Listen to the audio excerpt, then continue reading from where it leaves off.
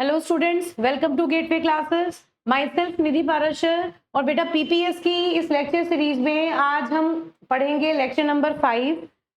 आज मैं आपको प्रोग्रामिंग स्टार्ट कराऊंगी। तो मैं बेसिक आपको सबसे पहले सी प्रोग्राम को जब हम बनाते हैं तो उसका क्या स्ट्रक्चर होता है, तो we will start writing some simple programs today. Okay, तो ये इंपॉर्टेंट है आपके लिए ये समझने के लिए कि धीरे धीरे हम कोड को कैसे शुरू करते हैं, कैसे रन होते हैं, है ना, और फिर हम धीरे धीरे अपना जो प्रोग्रामिंग है उसको कॉम्प्लेक्स बनाएंगे।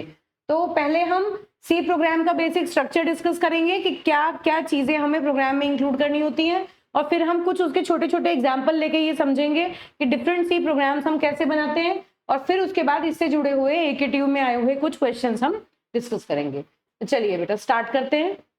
देखिए, तो जब भी हम किसी सी प्रोग्राम को के स्ट्रक्चर की बात करें, देखिए बेटा, कभी भी हमेशा आपको सबसे पहले क्या ध्यान रखना है कि जब भी हम जनरल बात से शुरू करते हैं कि हमें कोई अगर प्रॉब्लम दी तो उस प्रॉब्लम को सॉल्व करने के लिए अभी तक हमने एल्गोरिथम बनाया, और उस एल्गोरिथम को हम एक पर्टिकुलर प्रोग्रामिंग लैंग्वेज में जब ट्रांसलेट कर देते हैं तो एल्गोरिथम और प्रोग्रामिंग लैंग्वेज मिलके क्या बनाती है?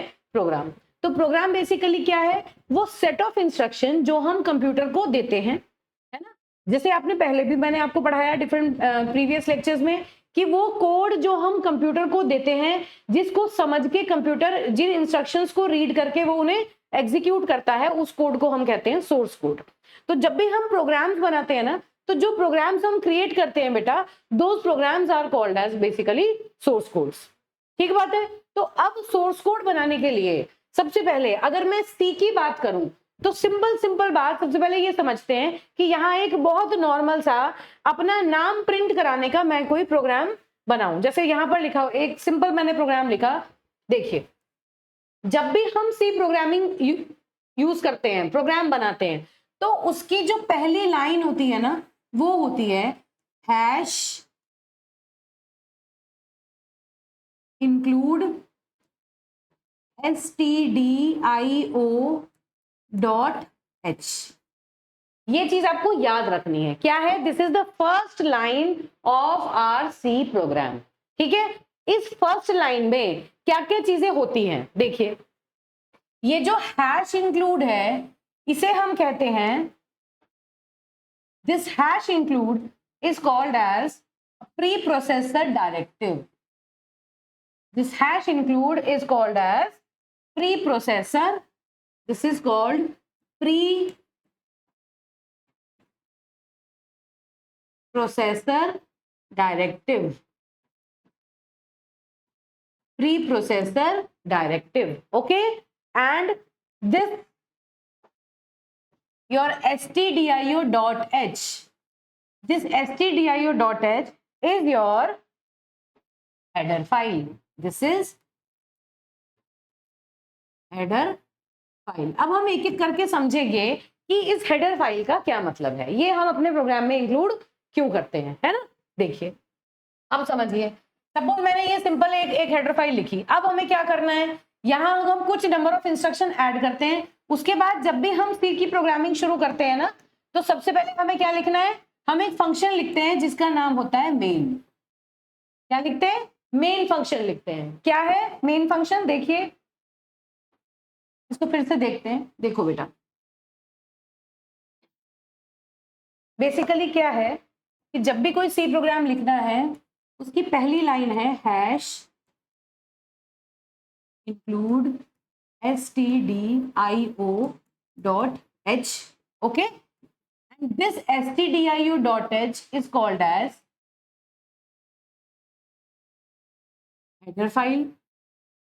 This hash include is called as preprocessor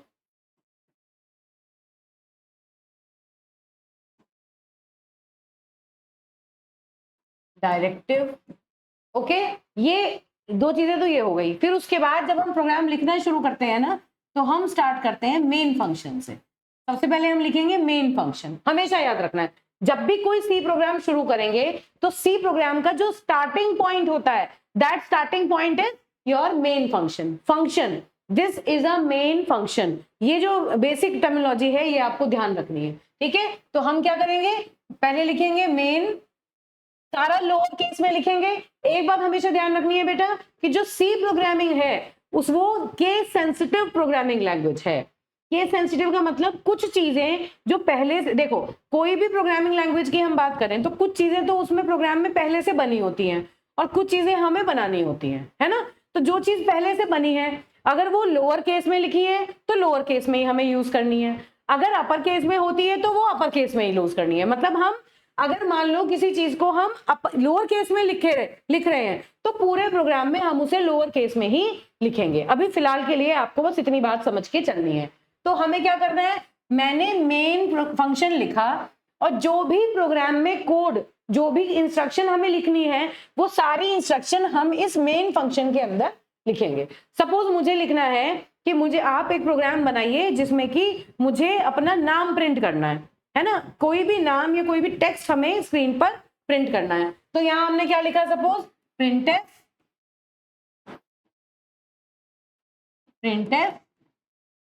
क्या लिखा, गेटवे क्लासेस, मैंने लिखा प्रिंटफ गेटवे क्लासेस, ठीक है। और अब मैंने क्या किया, यहां मैंने इसको क्लोज कर दिया, ये बिल्कुल सिंपल प्रोग्राम लिखा मैंने।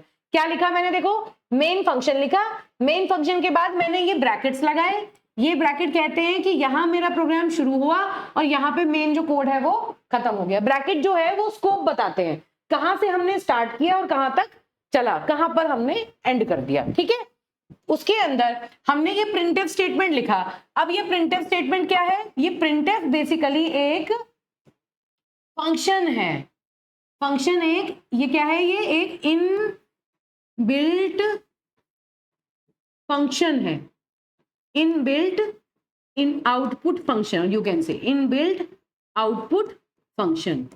मतलब आउटपुट मतलब ये एक बना बनाया फंक्शन है। देखो जो सी की लाइब्रेरी होती है, देखो आप इस तरह से समझो, ये जो हमने सबसे ऊपर stdio.h इंक्लूड किया है ना, ये क्या है, ये एक स्टैंडर्ड लाइब्रेरी है। स्टैंडर्ड लाइब्रेरी का मतलब क्या हुआ, देखो बेटा आप अपने कॉलेज की लाइब्रेरी से मान लीजिए एंटर करते हैं, तो कॉलेज की लाइब्रेरी में क्या होता है कि हर ब्रांच की या हर सब्जेक्ट की, जैसे हम कंप्यूटर साइंस की बात करें, इलेक्ट्रॉनिक्स की बात करें, मैकेनिकल की बात करें, एमबीए की बात करें, तो हर ब्रांच का अलग अलग सेक्शन होता है ना। कंप्यूटर साइंस का एक अलग सेक्शन है जहां पर कंप्यूटर साइंस से रिलेटेड सारी बुक्स रखी हैं, ऐसे ही इलेक्ट्रॉनिक्स का एक अलग सेक्शन है जहां पर इलेक्ट्रॉनिक्स की सारी बुक रखी हैं।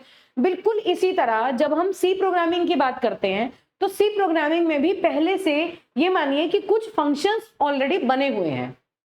फंक्शंस मतलब कुछ ऐसी यूनिट जो रेडी टू यूज हैं, जिनको हम उठा के अपना डेटा उनके अंदर डालेंगे और जो वो काम करती हैं, जिस काम के लिए वो बनी हुई हैं, उन्हें हम डायरेक्टली उठा के एग्जीक्यूट कर लेंगे, है ना। जैसे मान लीजिए मैं कहूं कि मैं अपने पास एक ऑपरेटर बिठा लूं और मैं उससे कहूं कि जब भी मैं आपसे कहूं कि आप मुझे एक पेन दीजिए या पेपर दीजिए, वो जो भी चीज मैं उससे मांगू वो उठा के मुझे देगा। तो उसका काम क्या है, whatever I ask, whatever object I ask from him, he will take that object and give it to me। तो वो एक मेरा बना बनाया फंक्शन है ना। मैंने क्या करना है, मैंने उस प्लेस पर जाके उस चीज को उठाना नहीं है, मैंने क्या करना है, बस उसको कॉल करना है कि भाई mister A give me that particular thing, है ना। तो क्या होगा, वो जो है, वो जो बंदा है मिस्टर ए, वो जो है वो एक बना बनाया इनबिल्ट फंक्शन है। हमें जो भी काम कराना है, जिस काम के लिए हमने उसे बनाया है, वो काम कराने के लिए हम उसको इंस्ट्रक्शन देंगे और वो काम वो हमें करके देगा। इसको हम फिलहाल के लिए समझ सकते हैं कि इसे हम कहते हैं फंक्शन, ठीक है बेटा। तो सी प्रोग्रामिंग में कुछ फंक्शंस पहले से बने हैं जो कि अलग अलग कामों को करने के लिए बनाए गए हैं। जैसे कुछ फंक्शंस होते हैं जो इनपुट एक्सेप्ट करने के लिए बनते हैं, कुछ फंक्शन ऐसे होते हैं जो आउटपुट देने के लिए बनते हैं। तो ऐसे फंक्शंस को इनपुट आउटपुट फंक्शंस कहा जाता है, ठीक है। कुछ फंक्शन ऐसे हैं जो मैथमेटिकल कैलकुलेशंस के लिए बनते हैं, है ना। कुछ ऐसे होते हैं जो फाइल्स के ऊपर काम करने के लिए बनते हैं, कुछ ऐसे हैं जो स्ट्रिंग्स के ऊपर काम करने के लिए बनते हैं। तो कहने का मतलब ये है कि अलग अलग पर्पस के लिए अलग अलग टाइप के फंक्शंस हैं जो कुछ पहले से बने हैं और हम नए भी डिजाइन कर सकते हैं। अब जो चीज सी की लाइब्रेरी में पहले से बनी है, पहले से ऑलरेडी प्रेजेंट है, वो अपने प्रोग्राम में यूज करने के लिए हमें उसका रेफरेंस अपने प्रोग्राम में देना पड़ता है। क्या क्या रेफरेंस की बात मैं कर रही हूं, देखिए जैसे ये stdio.h फाइल की मैंने बात की, ये stdio.h एक फाइल है ना। और इस फाइल के अंदर अगर मैं आपसे ये कहूं कि ये एक फाइल है और इस फाइल के अंदर बहुत सारे फंक्शंस पहले से बने हुए रखे हैं। कौन से फंक्शन? इसका पूरा नाम क्या है? Standard input output. क्या नाम है इसका? Standard input output header file. क्योंकि ये एक हेडर फाइल है, हेडर फाइल का एक्सटेंशन होता है .h, इसका एक्सटेंशन है .h। तो ये जो standard input output header file है ना, ये सी के पास, जी का जो पूरी लाइब्रेरी है उसमें ये फाइल पहले से बनी हुई है। और इस फाइल के अंदर स्टैंडर्ड इनपुट और आउटपुट कराने के लिए कुछ बने बनाए स्टैंडर्ड फंक्शंस हैं जो इसके अंदर इनबिल्ट हैं। हमें क्या करना है, जब हम प्रोग्राम बनाएंगे ना, तो भाई हम आधे से ज्यादा चीजें जो इसमें बनी हुई हैं हम डायरेक्टली उनको उठा के अपने प्रोग्राम में यूज करेंगे, है ना। इनपुट फंक्शन को कब यूज करेंगे? जब हमें इनपुट प्रोड्यूस कराना हो, इनपुट एक्सेप्ट करना होगा। हम आउटपुट फंक्शंस को कब यूज करेंगे? जब हमें आउटपुट देना होगा। ठीक बात है। तो देखो, standard input output header file के अंदर जो बेसिक फंक्शंस हैं, जो अभी के लिए मैं आपको बताना चाह रही हूं, वो मान लीजिए दो फंक्शंस हैं। एक तो है printf और दूसरा है scanf। ये दो फंक्शन हैं जो इस स्टैंडर्ड आईओ फाइल के अंदर होते हैं। बहुत सारे फंक्शंस होते हैं और उन बहुत सारे फंक्शन में से जो बिल्कुल बेसिक फंक्शन है वो ये दो हैं। ये जो printf है ये आउटपुट फंक्शन है और ये जो scanf है ये इनपुट फंक्शन है।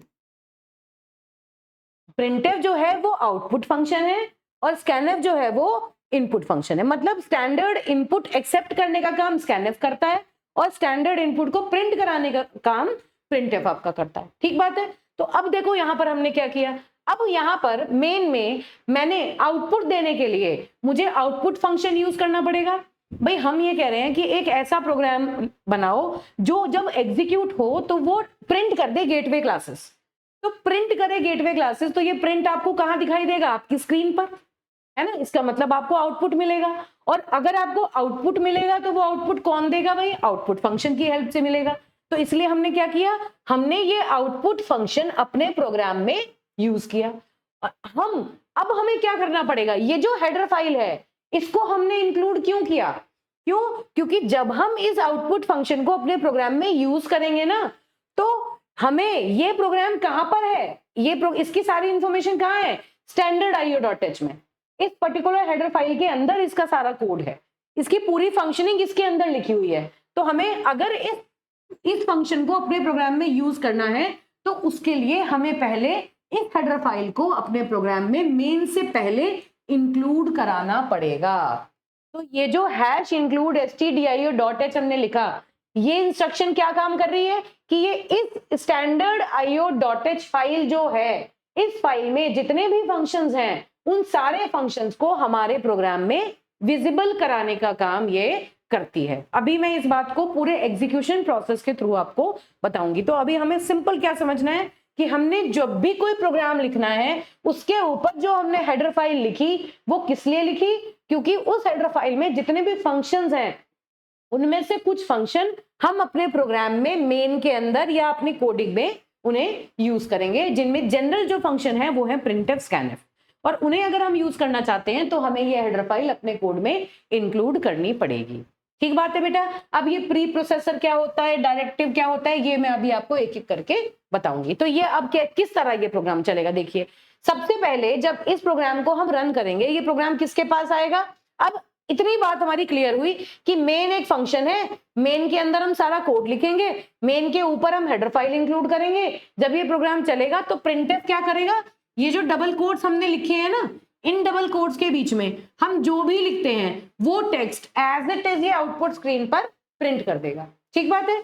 क्या हुआ, printf फंक्शन के अंदर डबल कोट्स में हमने जो भी लिखा उसे वो आउटपुट स्क्रीन पर प्रिंट करेगा।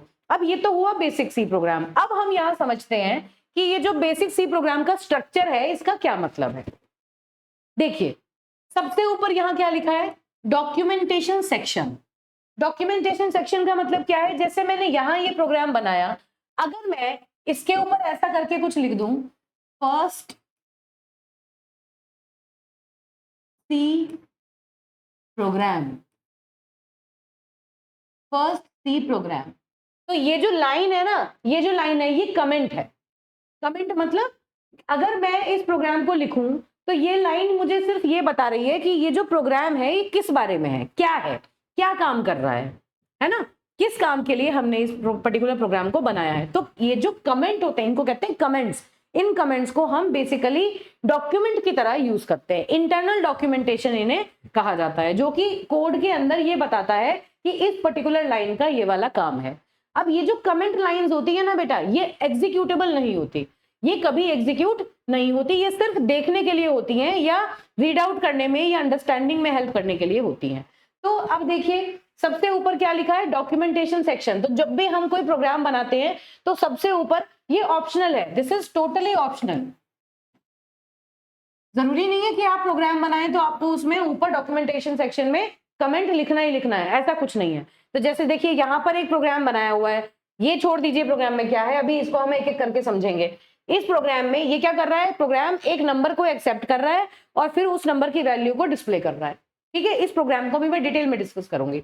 ये क्या कर रहा है, एक नंबर की को एक्सेप्ट करेगा यूजर से और फिर उसकी वैल्यू को डिस्प्ले करेगा। ऊपर क्या लिखा हुआ है देखो, this program accepts a number and display to it to the user. ये क्या है, कमेंट है ना।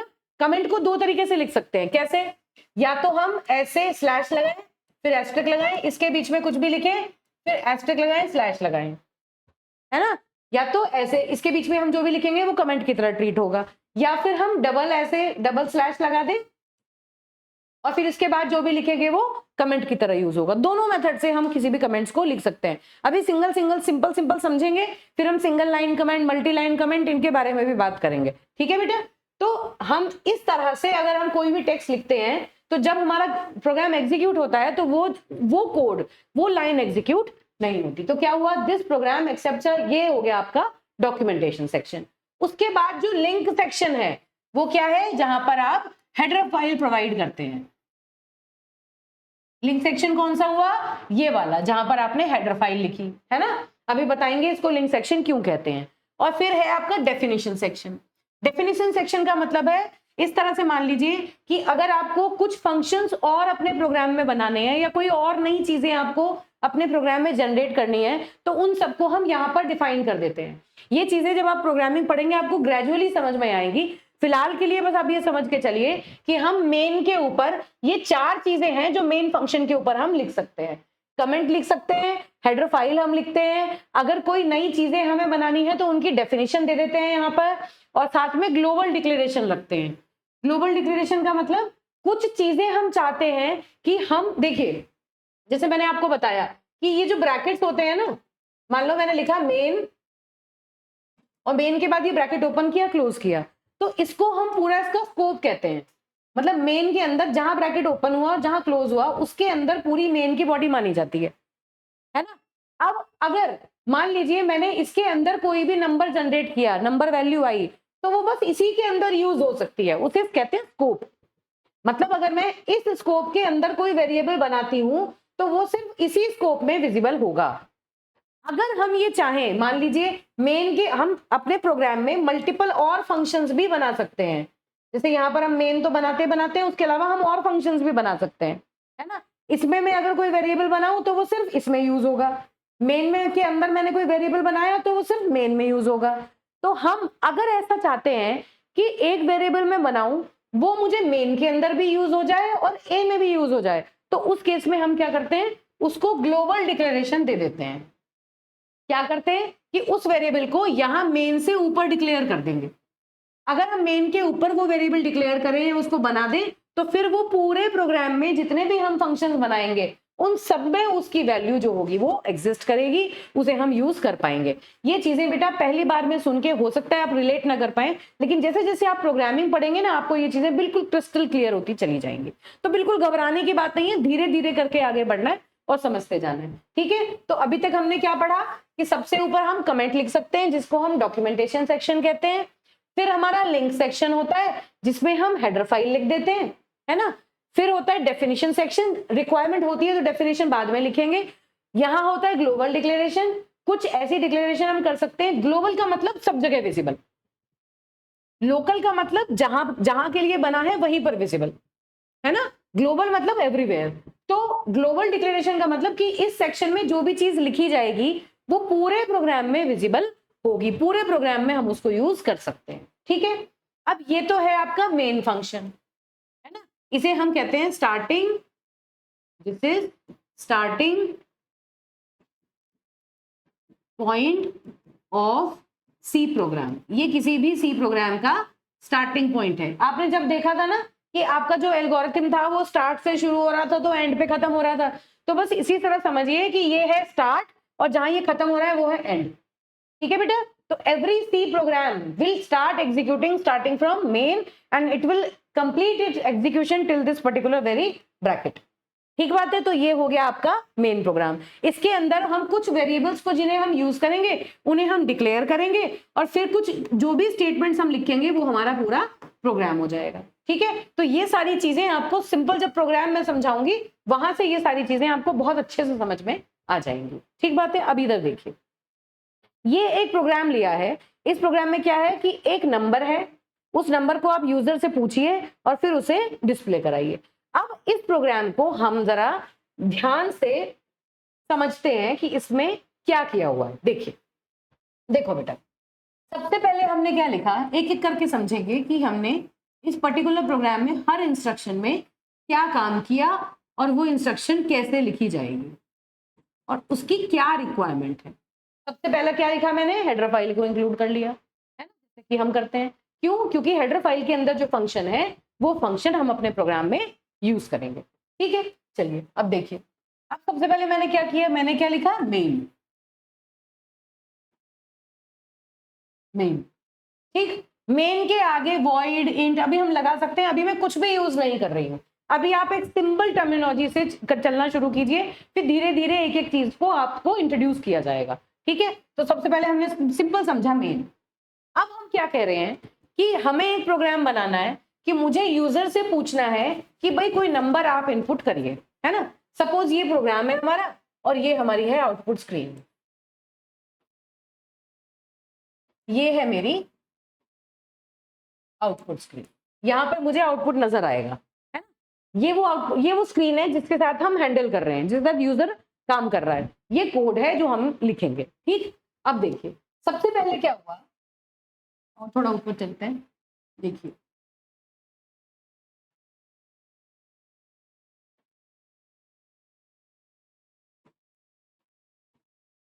तो हमने क्या लिखा, हमने लिखा मेन। अब हम क्या कह रहे हैं, क्या समझेंगे हम, हमारा एक वेरिएबल है जिसका नाम है n। वेरिएबल का नाम क्या है, n। मतलब हमारे पास एक नंबर है जिस नंबर का नाम हमने क्या माना बेटा, नंबर का नाम हमने माना n। मतलब ये वो वेरिएबल है, देखिए दो चीजें हैं, दो चीजें होती हैं सी में, वेरिएबल और कांस्टेंट। वेरिएबल क्या होते हैं, जिनकी वैल्यू चेंज हो सकती है। कांस्टेंट क्या होते हैं, जिनकी वैल्यू चेंज नहीं हो सकती। तो हम क्या कह रहे हैं कि जब भी हम कोई वैल्यू यूजर से इनपुट करेंगे तो उस वैल्यू को हम कहाँ स्टोर करके रखेंगे, कहीं तो वो वैल्यू स्टोर होके होगी ना, तो उसके लिए हम वेरिएबल्स बनाते हैं, है ना। और वो वेरिएबल हम पर्टिकुलर किसी एक पर्टिकुलर मेमोरी लोकेशन पर स्टोर करके रख लेते हैं। क्या होगा देखो, तो मैंने यहां क्या किया, मैंने लिखा इंट n और फिर मैंने लगाया सेमी कॉलन, इंट n और फिर मैंने लगाया सेमी कॉलन। ठीक है, इसे हम क्या कहते हैं, this is called declaration, this is called declaration. अब ये डिक्लेरेशन की क्या का क्या मतलब है, इस डिक्लेरेशन की मुझे क्या जरूरत थी, किसको डिक्लेयर करना है मुझे। अब बेटा मुझे एक बात बताइए, ये जो भी हम प्रोग्राम बना रहे हैं, क्या ये प्रोग्राम कंप्यूटर को डायरेक्टली समझ में आ पाएगा, नहीं आ पाएगा, कभी नहीं आ सकता। क्यों? क्योंकि कंप्यूटर को तो 0 1 समझ में आता है। तो इसका मतलब आप सी प्रोग्रामिंग लैंग्वेज का यूज करके अगर कुछ इंस्ट्रक्शंस लिख रहे हैं तो आपको एक ट्रांसलेटर की जरूरत है। और याद कीजिए हमने पहले पढ़ा है कि कौन सा ट्रांसलेटर है जो किसी सी प्रोग्राम को या हाई लेवल प्रोग्राम को एक ऑब्जेक्ट कोड में चेंज करता है, बताइए कौन सा ट्रांसलेटर होता है, कंपाइलर। तो सी का जो कंपाइलर है बेसिकली वो हमारे प्रोग्राम को पढ़ेगा और पढ़ के समझ के अगर कहीं पर कोई एरर मिलेगी तो एरर बताएगा, नहीं तो इसको 0 1 की फॉर्म में चेंज कर देगा। कंपाइलर का ही है ये काम, है ना।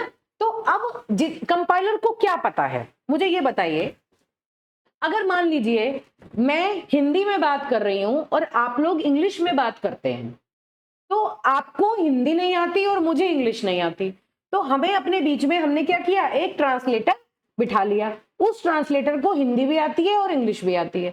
मैं हिंदी में कोई सेंटेंस बोलूंगी तो वो ट्रांसलेटर उस हिंदी के सेंटेंस को ट्रांसलेट करेगा इंग्लिश में और आपको इंग्लिश में समझा देगा।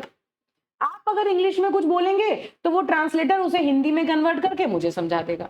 उस ट्रांसलेटर का काम सिर्फ और सिर्फ ट्रांसलेशन का है। आपने उसे हिंदी में इंग्लिश में कुछ दिया, उसको हिंदी और इंग्लिश की पूरी वोकैबुलरी आती है, वो उसको समझेगा और ट्रांसलेट करके मशीन को समझा देगा, कंपाइलर मशीन को समझा देगा। लेकिन अगर मान लीजिए आपने कोई वैल्यू अपने प्रोग्राम में अज्यूम की, भाई आपने माना कि लेट अस अज्यूम n वो नंबर है जिसमें हम कोई वैल्यू को इनपुट करेंगे, तो भाई कंपाइलर पूछेगा कि व्हाट इज n, है ना। आप कंपाइलर तो आपसे पूछेगा ना कि n क्या है, आप डायरेक्टली n को उठा के कोड में नहीं लिख सकते। क्यों? क्योंकि कंपाइलर के पास वो प्रोग्राम जाएगा, कंपाइलर उसे देखेगा कि उस n का मतलब क्या हुआ, कंपाइलर को तो समझ में नहीं आएगा। तो ये जो डिक्लेरेशन होती है बेटा, ये किस लिए होती है कि हम अगर यूजर या प्रोग्रामर अपनी तरफ से किसी चीज, कोई नई चीज अज्यूम करके अपने आप बनाता है प्रोग्राम में, तो पहले हमें कंपाइलर को बताना पड़ता है कि हम ये चीज अपने प्रोग्राम में यूज करेंगे, है ना। तो ये डिक्लेरेशन क्या है, I am declaring to the compiler that this n will be used and this n will take some integer value. मैंने क्या बताया कंपाइलर को कि मैं एक n नाम का एक वेरिएबल यूज कर रही हूं और ये जो वेरिएबल है ये मेमोरी में जो जितनी भी स्पेस लेगा, अभी हम बाद में बात करेंगे ये कितनी मेमोरी में स्पेस लेगा, तो कुल मिला के कंपाइलर हमने क्या बता दिया कि n एक वेरिएबल है। तो हुआ क्या कि एक मेमोरी स्पेस इसको एलोकेट हुआ, एक मेमोरी स्पेस मिला और इस मेमोरी स्पेस के अंदर हम कोई वैल्यू को स्टोर कर सकते हैं।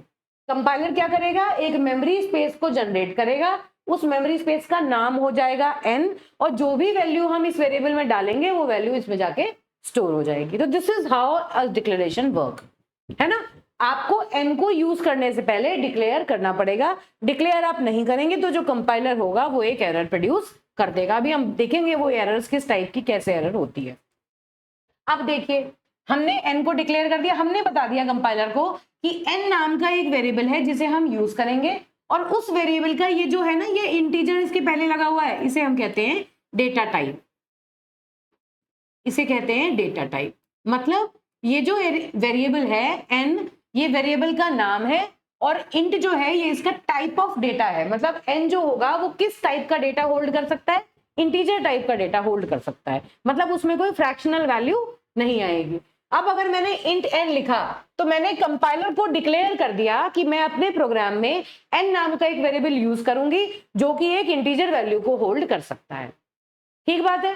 अब हमें क्या करना है, मुझे इस n की वैल्यू को यूजर से इनपुट कराना है ना, मुझे एक वैल्यू यूजर से इनपुट करानी है। तो आउटपुट स्क्रीन पर, तो अगर ये प्रोग्राम मान लो मैं जब एग्जीक्यूट करूं तो मुझे आउटपुट स्क्रीन पर क्या दिखना चाहिए कि एंटर अ नंबर, मुझे यहाँ लिखा हुआ दिखना चाहिए। भाई आप एटीएम में जाते हैं, एटीएम पे मान लो आपको मनी विड्रॉ करना है तो वहां आपको पूरी इंस्ट्रक्शन दिखती है ना लिखी हुई।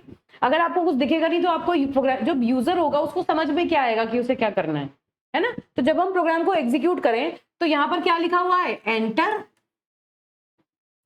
अ नंबर,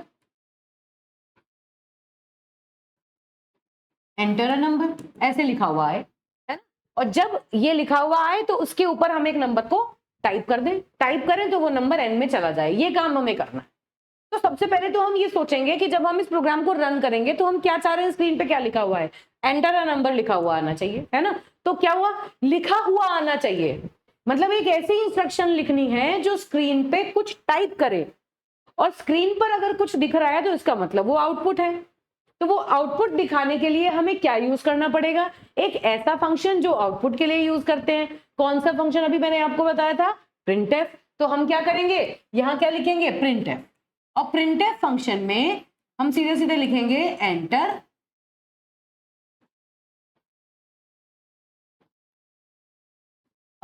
जो भी हम चाहते हैं यहां लिखा हुआ दिखे नंबर, वो हमने यहाँ प्रिंटफ में लिख दिया।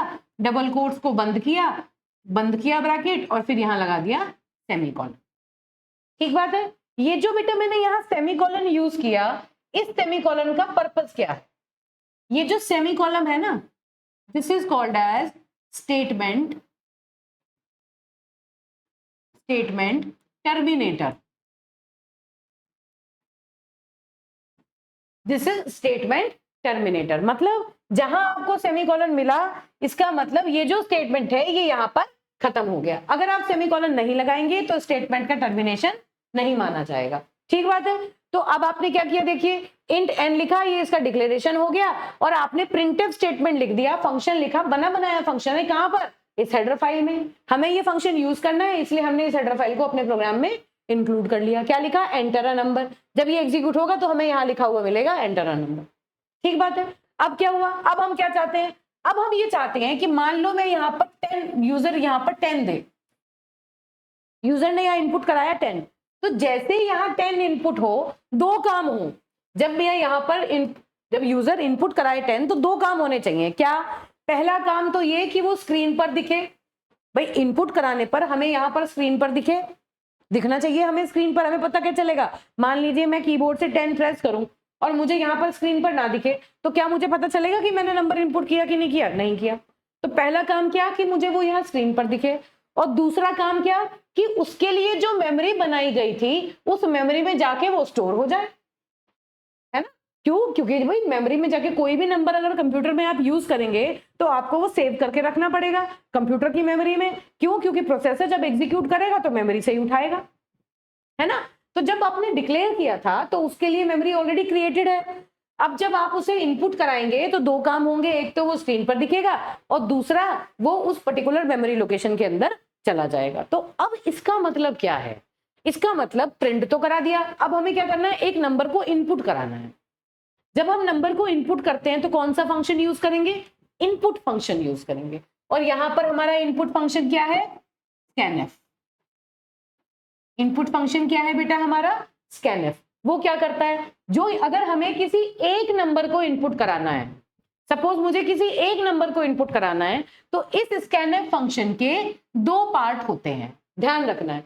इस स्कैनएफ फंक्शन के दो पार्ट होते हैं एक नंबर को इनपुट कराने के लिए। क्या? ये देखिए, पहला वाला जो पार्ट है उसे हम कहते हैं फॉर्मेट स्पेसिफायर। क्या है? देखिए मैंने लिखा परसेंटाइल डी। परसेंटाइल डी क्या है? क्योंकि जिस टाइप का नंबर है, ये जो एन है ये इंटीजर टाइप का है, क्योंकि ये इंटीजर टाइप का है तो इसका फॉर्मेट स्पेसिफायर है डी। ये फिक्स्ड है। ये जो फॉर्मेट स्पेसिफायर है ये हमने नहीं बनाए, ये सी प्रोग्रामिंग में लाइब्रेरीज में पहले से बने हुए हैं। इसके कैरेक्टर सेट का पार्ट है कि अगर आपको कोई इंटीजर नंबर इनपुट कराना है तो उस केस में आपको फॉर्मेट स्पेसिफायर परसेंटाइल डी ही यूज करना है ना? अब ये जो फॉर्मेट स्पेसिफायर होता है लिख लेते हैं। This is your, what is this? This is format specifier, है ना? This is format specifier. अब और थोड़ा सा इधर लिखते हैं, this is format specifier. अब ये जो फॉर्मेट स्पेसिफायर है ये हेल्प करता है कि आपने जो भी यहाँ पर जो भी वैल्यू आपने दी वो वैल्यू आपको स्क्रीन पे दिखेगी।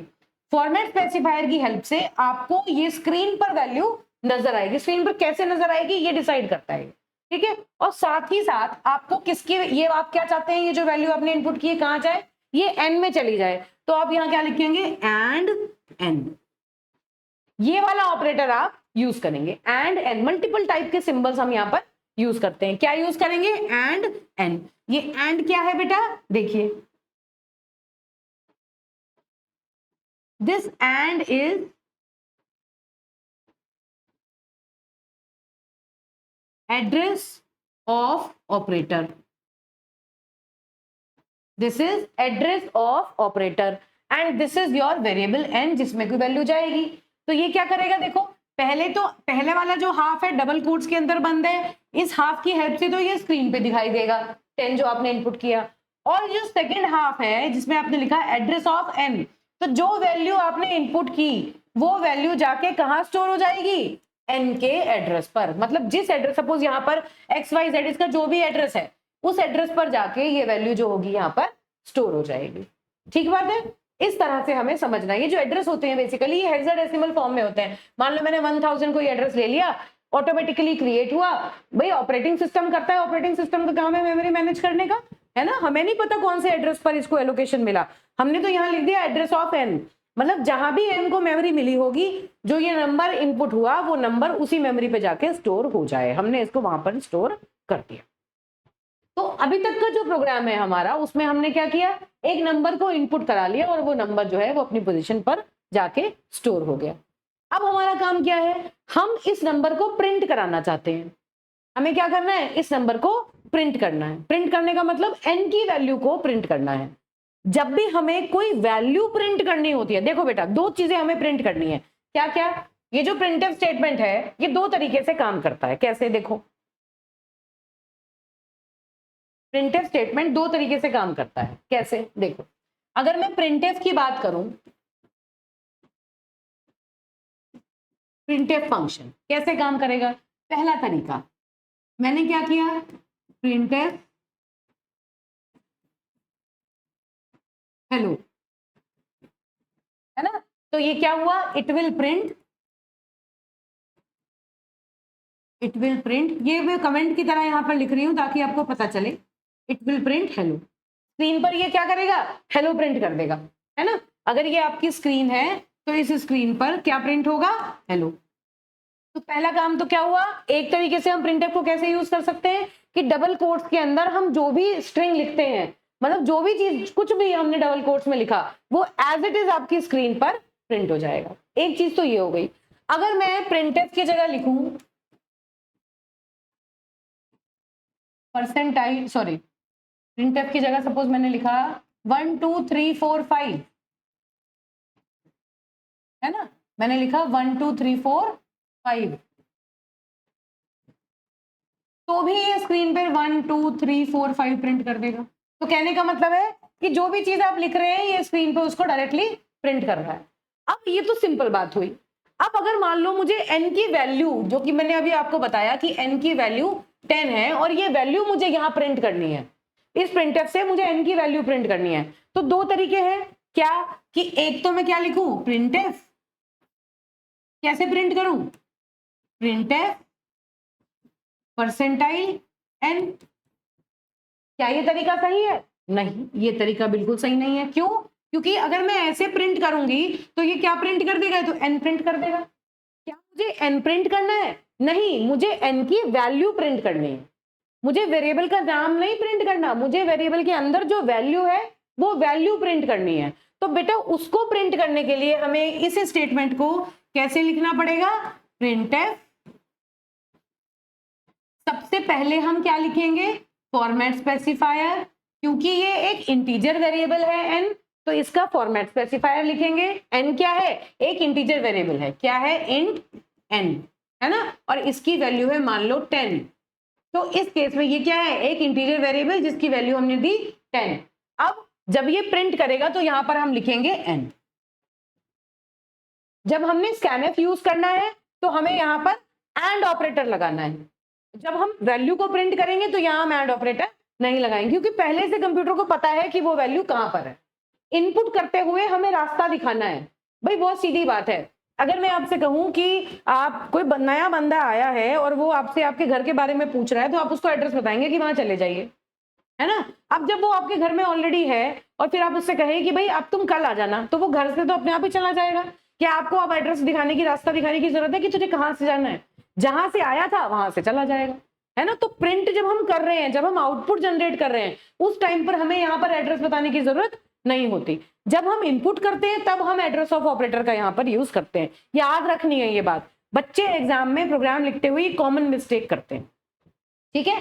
तो देखो प्रिंटिव स्टेटमेंट किस दो तरीके से यूज हो सकता है। एक तो अगर कोई वैल्यू शो करनी है तो डायरेक्टली आपने जो भी लिखा वो वैल्यू दिख जाएगी, और अगर आपको कोई वेरिएबल की वैल्यू दिखानी है तो आप फॉर्मेट स्पेसिफायर लिखें, डबल कोट्स में बंद करें, कॉमा लगा के वेरिएबल का नाम लिख दें, तो क्या होगा, इस वेरिएबल के अंदर जो वैल्यू होगी वो वैल्यू यहाँ पर शो होगी, डबल कोट्स में इसकी वैल्यू शो हो जाएगी। तो अब यहाँ पर क्या शो होगा, 10। अब स्क्रीन पर 10 शो हो जाएगा, ठीक है बेटा। अब देखिए, मान लीजिए एक और मैंने वेरिएबल लिया इंट x और इसकी वैल्यू है 20, है ना, x और इस x की वैल्यू है 20। अब मुझे ये बताओ, मुझे ये दोनों ही वेरिएबल एक साथ प्रिंट करने हैं, दोनों की वैल्यू प्रिंट करनी है। तो मेरे पास दो तरीके हैं, या तो मैं दो प्रिंटफ स्टेटमेंट लगाऊं, भाई एक प्रिंटफ स्टेटमेंट मैंने लगाया 10 प्रिंट कर दिया, दूसरा प्रिंटफ स्टेटमेंट लगाया मैंने 20 प्रिंट कर दिया। कैसे, देखिए, सपोज मुझे इन दोनों को प्रिंट करना है, तो मैंने क्या लिखा, सबसे पहला काम क्या है, प्रिंटफ, फिर मैंने लिखा परसेंटाइल डी कॉमा एन, पहले मैंने एन को प्रिंट किया और फिर दूसरा स्टेटमेंट मैंने लिखा प्रिंटफ परसेंटाइल डी एक्स, फिर मैंने एक्स को प्रिंट किया। ऐसे भी कर सकते हैं हम, लेकिन क्या हम इन दोनों के दोनों स्टेप्स को एक साथ कंबाइन कर सकते हैं? कर सकते हैं। कैसे लिखेंगे, प्रिंटफ, अगर हमें दो वेरिएबल्स की वैल्यू को शो करना है तो पहले जिसको शो करना है उसका फॉर्मेट स्पेसिफायर, अभी तो फिलहाल हमारे लिए दोनों इंटीजर हैं, तो फिर दूसरे का फॉर्मेट स्पेसिफायर, और इनके बीच में कोई भी कॉमा वगैरह कुछ नहीं, है ना। क्या किए, दोनों के फॉर्मेट स्पेसिफायर लिखे, फिर कॉमा लगाया, फिर पहला वाला वेरिएबल और फिर दूसरा वाला वेरिएबल, इस तरह से लिख के हम अब दोनों वेरिएबल्स की वैल्यूज को एक साथ प्रिंट कर सकते हैं। ठीक बात है बेटा, क्लियर हो गई ये बात। तो यहां पर क्या हुआ, देखिए इस तरह से चलेगा। यहां पर अगर मैं आउटपुट की बात करूं तो फिलहाल के लिए आप ऐसे समझिए कि ये आपकी आउटपुट स्क्रीन है, पहले लिखा हुआ आया हेलो, आपने प्रिंट किया हेलो, दूसरा वाला प्रिंटफ चला तो क्या लिखा हुआ आया 1 2 3 4 5, फिर तीसरा वाला प्रिंटफ चला तो लिखा n, फिर अब ये चला तो क्या लिखा 10, n की वैल्यू प्रिंट कर दी, फिर ये वाला चला तो क्या हुआ, पहले n और फिर x। This is how your screen, output screen will look like. इस तरह से ये चलेगा। दोबारा से देखते हैं, प्रिंटफ यूज करने के लिए या तो हम डबल कोट्स के अंदर जो भी लिखेंगे ये उसको डायरेक्टली प्रिंट कर देगा, है ना, या फिर अगर हमें कोई वैल्यू प्रिंट करानी है तो हमें फॉर्मेट स्पेसिफायर लिखना पड़ता है। डबल कोट्स के अंदर हम फॉर्मेट स्पेसिफायर लिखेंगे और फिर कॉमा लगा के उस वेरिएबल का नाम लिख देंगे, उस वेरिएबल की वैल्यू फॉर्मेट स्पेसिफायर की जगह डिस्प्ले अभी भी वही होगा डबल कोट के अंदर वाला, लेकिन अब वेरिएबल की वैल्यू डिस्प्ले हो जाएगी। ठीक है, अगर हमारे पास मल्टीपल वेरिएबल हैं जिन्हें हमें प्रिंट करना है तो हम अलग अलग भी प्रिंट कर सकते हैं या फिर एक ही प्रिंटफ स्टेटमेंट में उनको कंबाइन कर सकते हैं। ठीक है, तो ये क्या हुआ हमारा बेटा, this is all about our printf function. ये हम एक प्रिंटफ फंक्शन की बात कर रहे हैं कि प्रिंटफ फंक्शन किस तरह से काम करता है। ये तो हुआ हमारा प्रिंटफ फंक्शन। अब हम इसके दूसरा क्या देख सकते हैं, स्कैनफ फंक्शन। फिर दोबारा हम अपने प्रोग्राम पे आ जाएंगे।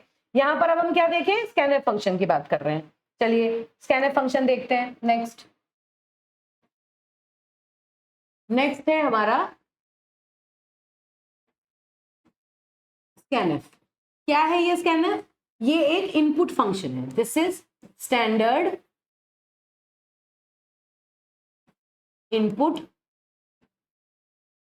फंक्शन, है ना, ऐसा फंक्शन जो हम इनपुट एक्सेप्ट करने के लिए यूज करते हैं। कैसे काम करता है, इसका सिंटेक्स क्या है, देखो सिंटेक्स मतलब इसको लिखने का तरीका। जब भी मैं प्रोग्रामिंग लैंग्वेज में सिंटेक्स की बात करूंगी तो सिंटेक्स का मतलब उसको लिखने का तरीका, उसके रूल, किस तरह से हम उसे लिखेंगे। जो बेसिक रूल होते हैं किसी भी चीज को लिखने के, वो उसको कहते हैं syntax. Grammatical rule to write something is called syntax. अब इसके बारे में भी हम प्रॉपर डिटेल में बात करेंगे। ठीक है, तो चलो अगर मान लो मैंने स्कैनफ लिखा तो स्कैनफ लिखने का तरीका क्या है, देखो पहला केस, अगर मुझे कोई एक वेरिएबल की वैल्यू इनपुट करनी है तो क्या लिखूं, स्कैनफ। सपोज मुझे इंटीजर वैल्यू, हम खाली इंटीजर का एग्जांपल अभी लेके चल रहे हैं, तो इंटीजर के लिए परसेंटाइल डी डबल कोट्स में बंद और फिर एंड एक्स। सपोज एक्स नाम का वेरिएबल मैंने इनपुट कराया, तो ये क्या है, परसेंटाइल डी और ये है एंड एक्स। क्या होगा, जो भी वैल्यू हम इनपुट कराएंगे वो वैल्यू एक्स की प्लेस पर चली जाएगी और साथ साथ हमें स्क्रीन पर दिखाई देगी। अगर एक वेरिएबल को इनपुट करना है तो ऐसे स्कैनफ लिखेंगे। अब मान लो मुझे दो वेरिएबल एक साथ इनपुट करने हैं, तो उस केस में क्या करेंगे, दूसरी तरीके से लिखेंगे, क्या, स्कैनफ परसेंटाइल डी, है ना, दो वेरिएबल के लिए दो बार फॉर्मेट स्पेसिफाई, और फिर पहले वाले के लिए सपोज x और दूसरे वाले के लिए y, इस तरह से लिखेंगे। तो किस तरह होगा, जो आप पहला वैल्यू इनपुट करेंगे, जैसे सपोज आपकी ये आउटपुट स्क्रीन है, आउटपुट स्क्रीन पे सबसे पहले आपने क्या इनपुट किया, 10, इसको हम x1 मान सकते हैं। दूसरे वाले वेरिएबल को मान लो मैंने मान लिया x1, या कोई और नाम दे देते हैं इसको, a और b दे देते हैं, एंड a एंड b, इस तरह समझ लो। तो पहला, अब ये देखो जब ये 3 वेरिएबल हैं तो एक वेरिएबल तो है हमारा a, है ना, एक वेरिएबल है हमारा b और एक वेरिएबल है हमारा x, ये 3 वेरिएबल हम काम कर रहे हैं। तो सबसे पहले हमने क्या किया, इस वाली इंस्ट्रक्शन अगर रन होगी, पहली वाली इंस्ट्रक्शन, तो स्क्रीन पर क्या दिखाई देगा, x वैल्यू जो हमने इनपुट की, मान लो मैंने 10 इनपुट किया, तो ये 10 इनपुट कहां गया, x में, यहां वाले गया, 10 इनपुट कहां गया, x में, तो x की जगह ये 10 स्टोर हो जाएगा और मुझे स्क्रीन पर 10 दिखाई देगा इसकी हेल्प से, फॉर्मेट स्पेसिफायर की हेल्प से मुझे स्क्रीन पर 10 दिखाई दिया। अब फिर स्क्रीन पे यहाँ कर्सर ब्लिंक कर रहा होगा, मतलब कुछ और इनपुट करो, क्यों, क्योंकि 2 इनपुट आपने फिर लगा रखे हैं, है ना। अब मैं जो भी इनपुट एलिमेंट दूं, मान लो मैंने टाइप किया 20, तो ये 20 किस में जाएगा, इस वाले स्कैनर स्टेटमेंट में पहले वाले नंबर में, है ना। ये क्या करेगा, पहले ये जो भी नंबर हम टाइप करेंगे वो नंबर ए में जाएगा और बाद में जो नंबर हम टाइप करेंगे वो नंबर बी में जाएगा। ठीक बात है, ए में जो आया वो पहले दिखेगा, बी में जो गया वो बाद में दिखेगा, मतलब पहले वाला नंबर ए में गया और दूसरा वाला नंबर बी में गया। तो पहला वाला नंबर कौन सा है, 20, किस में गया, ए में। अब मैंने टाइप किया 30, अब ये 30 किस में गया, बी में। तो इस तरह से जो स्कैनर स्टेटमेंट है, this is your output screen. ठीक है, तो क्या हुआ, जो भी नंबर आप टाइप करेंगे, यहां पर क्या होता है, मल्टीपल, आप 1 2 3 4 मल्टीपल वेरिएबल्स को एक साथ स्कैनर से आप इनपुट करा सकते हैं। ऐसे ही मल्टीपल वेरिएबल्स को एक साथ आप प्रिंटफ से प्रिंट करा सकते हैं, जैसे यहाँ पे हमने अभी बात की थी कि अगर हमें मल्टीपल वेरिएबल्स को प्रिंट कराना है तो हम मल्टीपल वेरिएबल्स को प्रिंट करा सकते हैं। ठीक है बेटा, तो ये बेसिक प्रिंटफ और स्कैनफ फंक्शन होते हैं, किस तरह से काम करते हैं। धीरे धीरे जब हम प्रोग्राम बनाएंगे तो हमें इसकी प्रैक्टिस ऑटोमेटिकली हो जाएगी। तो अब इन दोनों प्रिंटफ स्कैनफ फंक्शंस का यूज करके हमने यहाँ पर पहले ये सिंपल प्रोग्राम बनाया जहां पे हमने प्रिंटफ स्कैनफ यूज किए, है ना। अब ये क्या कर रहे हैं, देखिए एन वेरिएबल हमने लिया था, हम अपने प्रोग्राम पे वापस लौट के आए हैं, है ना। इस प्रोग्राम में हम कर क्या रहे हैं कि वी आर दिस प्रोग्राम या दिस प्रोग्राम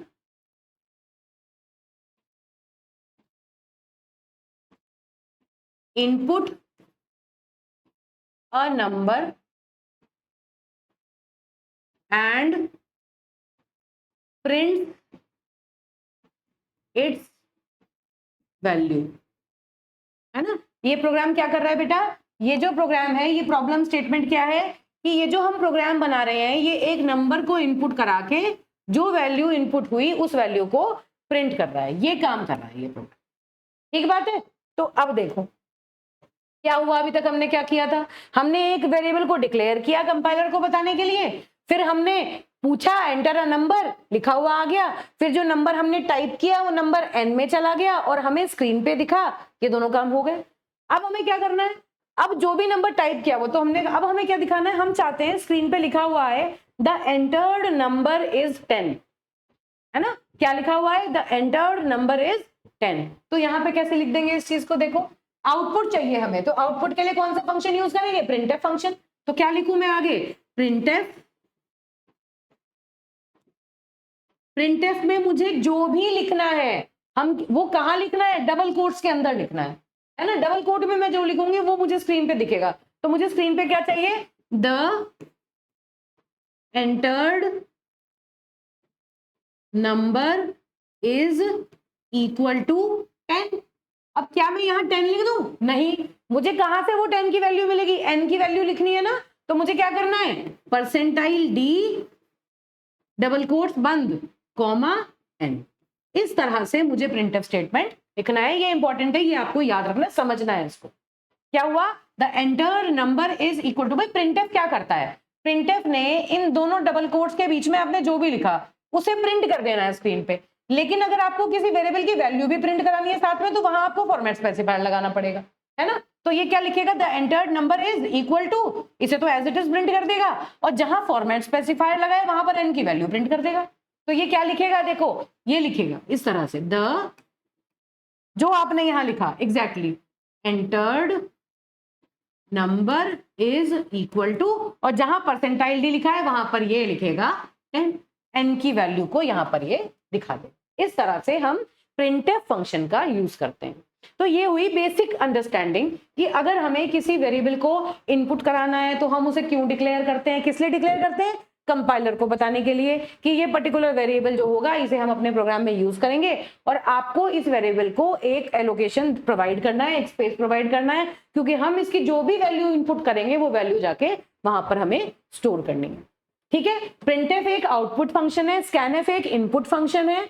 आउटपुट देने का काम प्रिंटफ का है, इनपुट एक्सेप्ट करने का काम स्कैनफ का है। और ये जो हमने अभी डिस्कशन किया कि स्कैनफ को किस तरह से लिखते हैं, लिखने का तरीका क्या है, और यहां हमने डिस्कस किया कि जो प्रिंटफ फंक्शन है वो किस तरह लिखा जाता है और उसका लिखने का तरीका क्या है बेटा।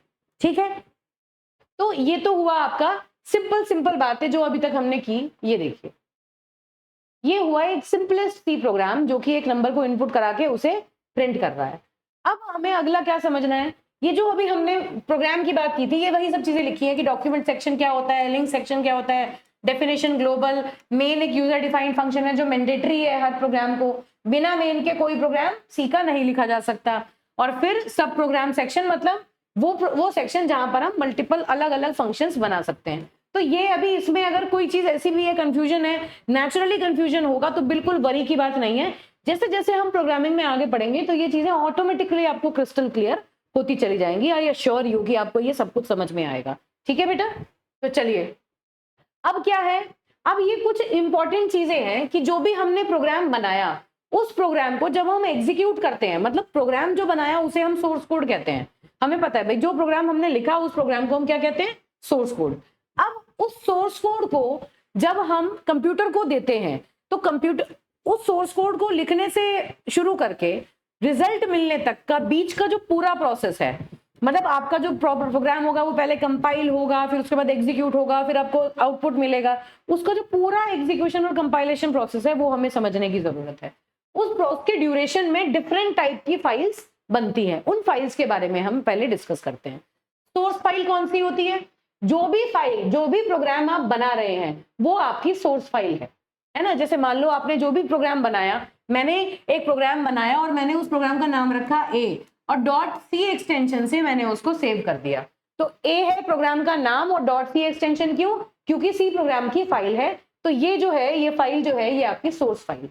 ठीक है, अब हेडर फाइल क्या होती है, जो मैंने अभी आपको बताया, .h एक्सटेंशन जैसे stdio.h, ये एक हेडर फाइल है, इसका एक्सटेंशन क्या होता है, .h, है ना। इन हेडर फाइल्स में डिफरेंट टाइप के इनबिल्ट फंक्शंस होते हैं, पहले से बनी बनाई कुछ चीजें होती हैं। हम डायरेक्टली उन प्रोग्राम्स को, उन चीजों को अपने प्रोग्राम में अगर यूज करना चाहते हैं तो हमें ये हेडर फाइल अपने प्रोग्राम में इंक्लूड करानी पड़ती है, वरना वो कोड जो हम लिख रहे हैं वो एग्जीक्यूट नहीं होगा। ठीक है, चलिए ऑब्जेक्ट फाइल क्या है कि जब हम कोई भी, जैसे यहां पर हमने कोई प्रोग्राम बनाया, सोर्स प्रोग्राम, उस सोर्स प्रोग्राम को हम कंपाइलर को देंगे तो कंपाइलर क्या करेगा, उसे 0-1 में चेंज करेगा और 0-1 में चेंज करने के बाद वो जो फाइल बनाता है उसे हम ऑब्जेक्ट फाइल कहते हैं। तो देखिए .o एक्सटेंशन के साथ, जैसे ये है a.c, तो ये .a.o या a.obj या फिर a.obj depending upon the kind of compiler, ये फाइल जनरेट हो जाती है जिसे हम कहते हैं ऑब्जेक्ट फाइल,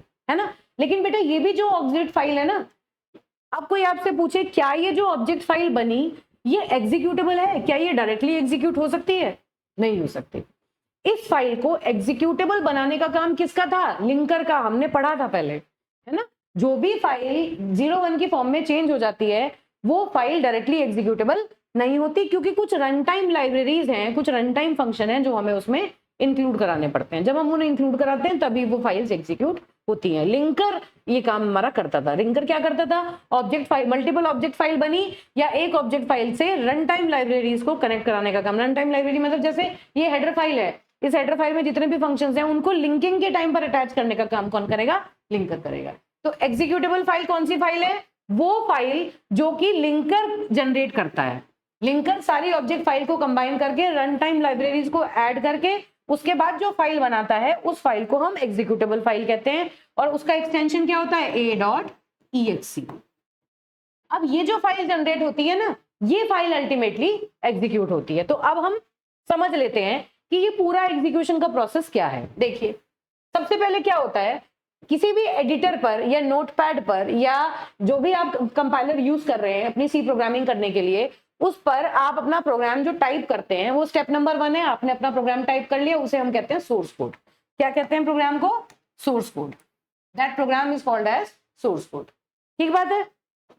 अब प्रोग्राम टाइप करने के बाद अब बेटा देखो एक चीज आपको इंपॉर्टेंट समझनी है। क्या? देखो हमने लिखा हैश इंक्लूड stdio.h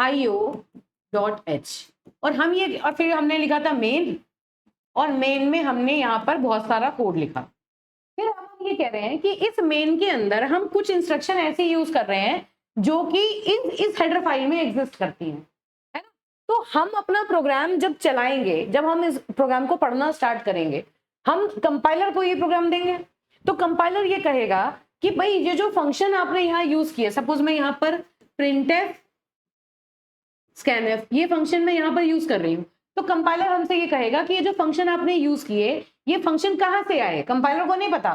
तो आप क्या करें, पहले से पहले ये जो हेडर फाइल है ना, इस हेडर फाइल को यहाँ पर इंक्लूड कर देते हैं। ये काम हम करते हैं। तो अब कंपाइलेशन के पास जाने से पहले आपको याद होगा, थोड़ी देर पहले मैंने आपको बताया था कि इसको हम कहते हैं प्री प्रोसेसर डायरेक्टिव। क्या कहते हैं? Pre processor directive. तो ये एक नई टर्म है जो अभी अभी हमने इंट्रोड्यूस की। प्री प्रोसेसर कौन है? प्री प्रोसेसर, प्री का मतलब पहले, प्रोसेसिंग से पहले जो काम करे वो है प्री प्रोसेसर, है ना। तो प्री प्रोसेसर कौन है भाई? आपने जो सोर्स कोड लिखा, वो जो सोर्स कोड है, जैसे आपकी जो a.c फाइल है, वो फाइल सबसे पहले किसके पास जाएगी? प्री प्रोसेसर के पास जाएगी, है ना। और प्री प्रोसेसर आपकी फाइल पर पहले थोड़ा सा काम करेगा, उसमें कुछ प्री प्रोसेसिंग करेगा, वो प्री प्रोसेसिंग करने के बाद अब वो फाइल को कंपाइलर को दिया जाएगा। अब भाई किस तरह की प्री प्रोसेसिंग की जरूरत है ना। क्या करेगा वो? भाई आपने अगर मान लो कोड लिखा और कोड में आपने यहां ऊपर लिख रखा है प्रोग्राम, ये क्या है? ये तो कमेंट है ना, ये तो कोई एग्जीक्यूटेबल कोड नहीं है। तो प्री प्रोसेसर सबसे पहले क्या करता है? प्री प्रोसेसर ये जितने भी कमेंट्स होता है ना आपके प्रोग्राम में, इन सारे कमेंट्स को रिमूव कर देता है, सारे कमेंट्स को हटा देता है, क्योंकि कमेंट जो होते हैं वो सिर्फ डॉक्यूमेंटेशन का काम करते हैं, है ना। तो कंपाइलर के पास जाने से पहले प्री प्रोसेसर उस कोड को थोड़ा सा ऑप्टिमाइज करता है। ऑप्टिमाइज करने का मतलब एक्स्ट्रा जो स्टेटमेंट्स हैं जो रन नहीं होनी है उन्हें हटा देगा, पहला काम।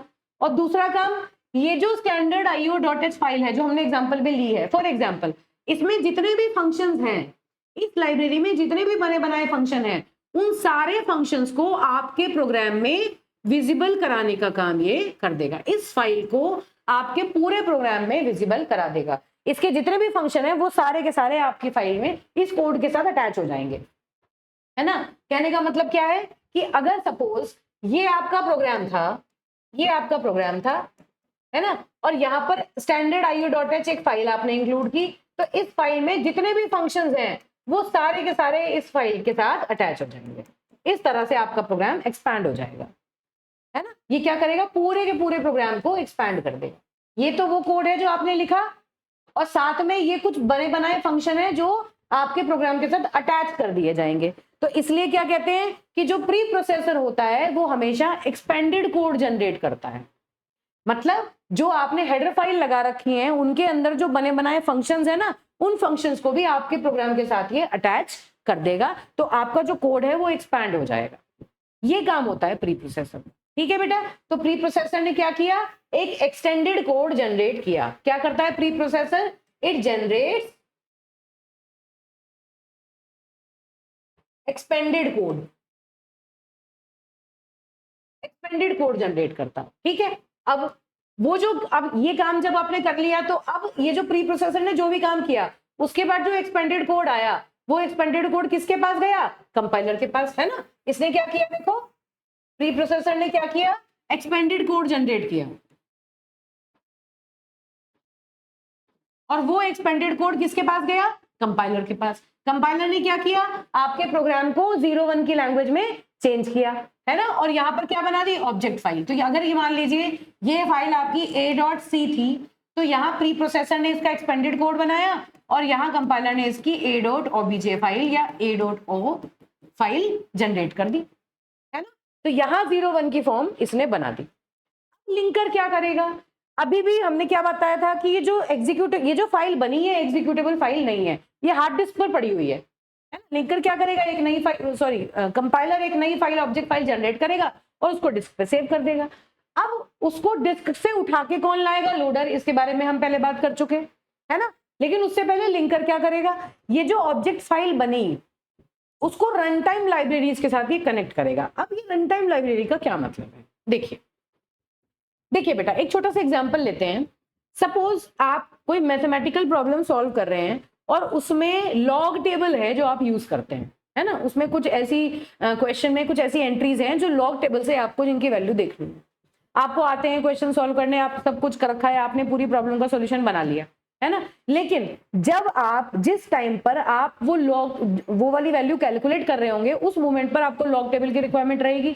तो आंसर कंप्यूट करते समय आपको लॉग टेबल चाहिए, है ना। प्रोग्राम लिखते समय तो आपको लॉग टेबल नहीं चाहिए, लेकिन जब आप उसकी कैलकुलेशन कर रहे हैं तब तो आपको लॉग टेबल चाहिए। तो ये लॉग टेबल क्या हुई, ये वो रन टाइम लाइब्रेरी है जिसकी जरूरत रन टाइम पर पड़ेगी, है ना। तो वो लॉग टेबल यानी वो रन टाइम लाइब्रेरी प्रोवाइड करने का काम कौन कर रहा है जी, linker.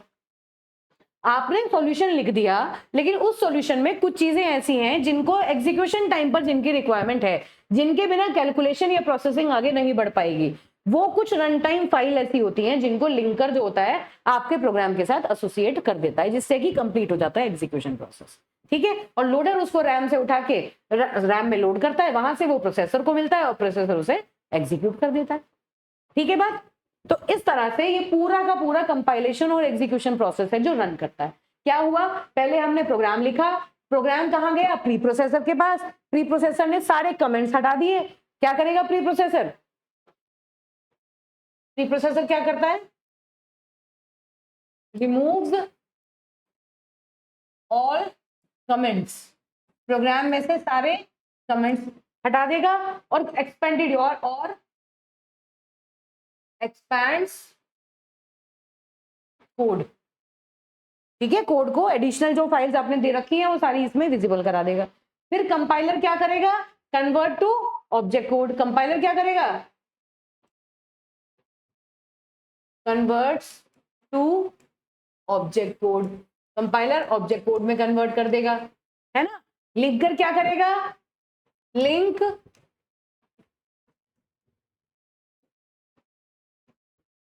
Run time library, linker run time libraries को लिंक करेगा। लोडर क्या करेगा, लोड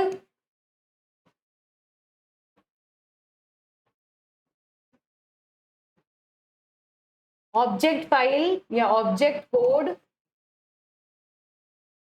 टू रैम, है ना। और उसके बाद फिर फाइनली जो सीपीयू होगा वो उसको एग्जीक्यूट कर देगा। तो ये आपका ओवरऑल एग्जीक्यूशन और कंपाइलेशन प्रोसेस है जो कई बार एग्जाम में पूछ लिया जाता है। तो आपकी अंडरस्टैंडिंग ये अब मुझे लगता है क्लियर हो गई होगी कि हम जब भी कोई प्रोग्राम लिखते हैं तो ऊपर हम हेडर फाइल क्यों इंक्लूड करते हैं, कि भाई जो कुछ बने बनाए फंक्शन है वो हम अपने प्रोग्राम में यूज करेंगे, और प्री प्रोसेसर कंपाइलर के पास जाने से पहले ही वो सारे के सारे कोड को हमारे कोड के साथ अटैच ऑटोमेटिकली कर देता है। तो हमारे कोड जो होते हैं वो बहुत बढ़िया तरीके से चलते हैं, ठीक है बेटा, ठीक है। तो अब हम एक एक करके, अब ये वाला लेक्चर मैं यहीं पर स्टॉप कर रही हूं, आप लोगों के लिए एक साथ थोड़ा लेंदी हो जाएगा। आप पहले इतना कवर करें, उसके बाद नेक्स्ट लेक्चर में मैं इसी लेक्चर को कंटिन्यू करके कुछ प्रोग्राम्स होंगे, कुछ प्रोग्राम्स को हम बनाएंगे जिससे आपकी जो बेसिक अंडरस्टैंडिंग है प्रोग्रामिंग की वो क्लियर हो जाए, ठीक है बेटा। तो देखिए कुछ प्रोग्राम्स है जो मैं नेक्स्ट लेक्चर में डिस्कस करूंगी। उससे पहले थोड़ा सा देख लेते हैं कि जितने भी हम यहाँ पर ये जितनी भी हमने यहाँ आज तक की अंडरस्टैंडिंग ली, इस अंडरस्टैंडिंग के ऊपर बेस्ड हम डिफरेंट टाइप के प्रोग्राम्स को बनाएंगे, ठीक है। तो नेक्स्ट लेक्चर में मैं इसी पर्टिकुलर लेक्चर को कंटिन्यू करूंगी और आपको फर्दर आगे की अंडरस्टैंडिंग इंक्रीज करने की कोशिश करूंगी। तो हम बेसिकली बेटा अब प्रोग्रामिंग स्टार्ट कर चुके हैं, हम सी लैंग्वेज ही अब आगे आगे पढ़ेंगे। पहले मैं कुछ आपको बेसिक प्रोग्राम्स कराऊंगी जिससे कि सिंपल प्रोग्राम आप लोग बना पाए। उसके बाद हम प्रॉपर सी का सिंटेक्स, उसका कैरेक्टर सेट और वो सारी चीजें धीरे धीरे पढ़ना स्टार्ट करेंगे, ठीक है। तो पढ़ते रहिए और ध्यान से सीक्वेंशियली हर लेक्चर को आपको देखना है, सीक्वेंस आपको डिस्टर्ब नहीं करना है, ठीक है बेटा। Thank you.